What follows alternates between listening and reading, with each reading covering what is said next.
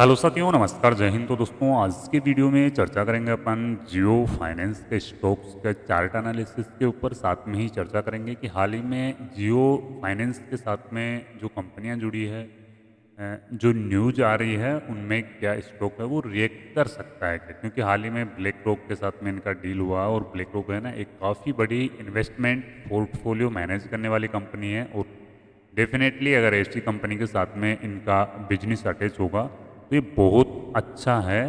इस सेक्टर में भी कर सकते हैं। वैसे जियो, आपको ध्यान है, जिस भी सेक्टर में जाता है वहाँ पे एक तहलका मचा देता है। जिस भी सेक्टर में जियो की एंट्री होती है बहुत अच्छे लेवल पे एंट्री होती है और इंडस्ट्री में एकदम ये टॉप लेवल पे, टॉप पोजीशन पे आ जाते हैं। तो ब्लैक रॉक के साथ में इनकी यानी कि पार्टनरशिप हुई है। ब्लैक रॉक भी इनके बिजनेस को मैनेज करने में यहाँ पे हेल्प करेंगे। तो देखते हैं जियो फाइनेंस में वन डे वाला चार्ट अपन लगा के देखते हैं। और मेरे को यहाँ पे एक छोटा सा इसमें एक डब्लू पैटर्न दिख रहा है, क्योंकि स्टॉक की लिस्टिंग हुई थी ना, जियो फाइनेंस की लिस्टिंग 21 अगस्त 2023 को हुई थी। और ऑलमोस्ट ये एक साल से ज़्यादा टाइम पीरियड का ये चार्ट है ना, आप देख पा रहे हो, डेली बेसिस का चार्ट है। स्टॉक में यहाँ पे काफ़ी एक अच्छी खासी कंसोलिडेशन रेंज बनती है। और ये कंसोलिडेशन रेंज यहाँ पे जैसे ही ब्रेक होती है तो यहाँ पे स्टॉक्स में क्या होता है दोस्तों, यहाँ पे एक अच्छी खासी तेज़ी है वो बनती है। इस वाली रेंज में जैसे स्टॉक्स किसी ने पिक किया होगा तो यहाँ पे उनको अच्छा खासा रिटर्न मिला। तो ये एक अच्छी खासी रैली है उनके लिए बनी। फिर उसके बाद में अपन देखते हैं कि जो ये वाली रैली थी, इस प्रकार का कहाँ पे कोई कंसोलिडेशन जोन बन रहा है क्या। तो हाँ, इसी प्रकार का एक कंसोलिडेशन जोन है ना, वो यहाँ पे भी एक रेडी हो रहा है।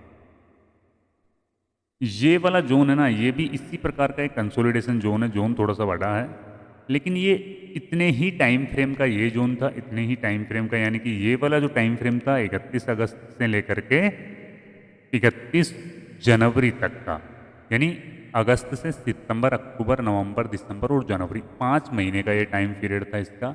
और ये जो टाइम पीरियड है ना साथियों, ये है मई, जून, जुलाई, अगस्त और सितंबर। ये भी 5 महीने का ही टाइम पीरियड था।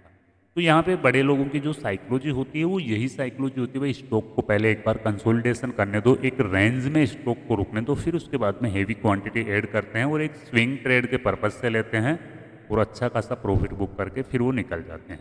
तो यहाँ पे मुझे लग रहा है कि जियो फाइनेंस एक अच्छा ब्रेकआउट दे सकता है। अगर जियो फाइनेंस की क्लोजिंग 375 के लेवल से ऊपर इसकी क्लोजिंग होती है और फिर ये 380 को ब्रेक करता है, 380 को ब्रेक करने के बाद में इसके 440 के लेवल्स हैं वो खुल सकते हैं। अब हो सकता है 2 महीने का टाइम लग जाए, 3 महीने का टाइम लग जाए या 4 महीने का टाइम लग जाए।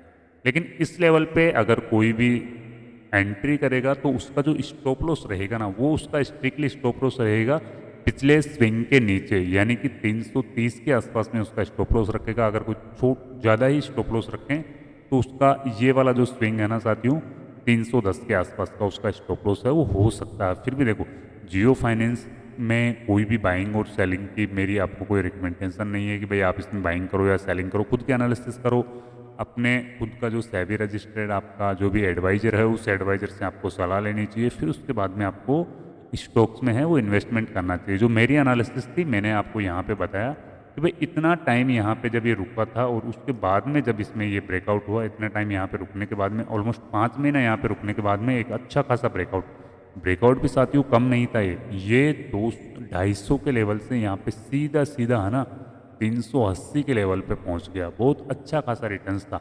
वही 5 महीने यहाँ पे जियो का स्टॉक है वो रुक गया है। अब हो सकता है इतना ही ब्रेकआउट है वो यहाँ पे देखने को मिले, कुछ भी हो सकता है। बाकी रिस्क और रिवार्ड के साथ में आपको खेलना चाहिए। आपका यहाँ पे ओवरनाइट पोजीशन रहती है तो उसमें आपको थोड़ा सा स्टॉप लॉस भी है वो बड़ा लगाना पड़ता है। लेकिन फिलहाल जो जियो को लेकर के जो न्यूज आ रही है, जो सारी सब कुछ संभावनाएं बन रही है, वो स्टॉक में पॉजिटिव वे की तरफ ही लेके जा रहा है। जो इसका चार्ट पैटर्न अपन को बता रहा है वो पॉजिटिव वे की तरफ ही लेके जा रहा है। देखते हैं आने वाले टाइम में क्या टारगेट मिलता है या स्टॉप लॉस अपना होता है, वो तो आने वाला टाइम ही बताएगा।